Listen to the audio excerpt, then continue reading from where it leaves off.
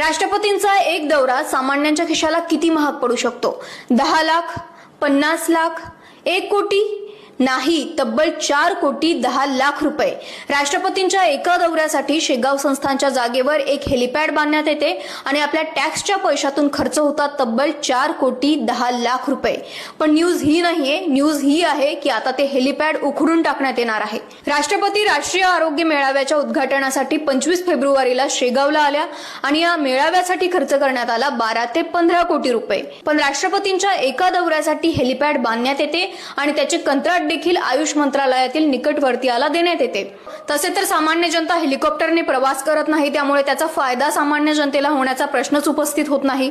पण कमीत कमी त्यांच्या पैशांचा असा चुराडा तरी व्हायला नको होता. थोडी दूरदृष्टी ठेवून जर सरकारी जागेत हे हेलिपॅड बांधण्यात आले असते तर ते कायम तरी राहिले असते. 4 कोटी 10 लाख रुपयात किमान 4 ते 5 गावांना पिण्याच्या पाण्याची सुविधा उपलब्ध करून देता आली असती, किंवा 20 ते 25 शाळांमध्ये डिजिटल क्लासरूम्स उभारल्या गेल्या असत्या, किंवा शेगावमध्येच 2 प्राथमिक आरोग्य केंद्रे उभारली गेली असती. पण असो, राष्ट्रपती आल्या, हेलिपॅड बांधलं, हेलिपॅड उखडून काढलं, उरलं ते सामान्यांच्या खिशावर 4 कोटी 10 लाख रुपयांचं ओझं.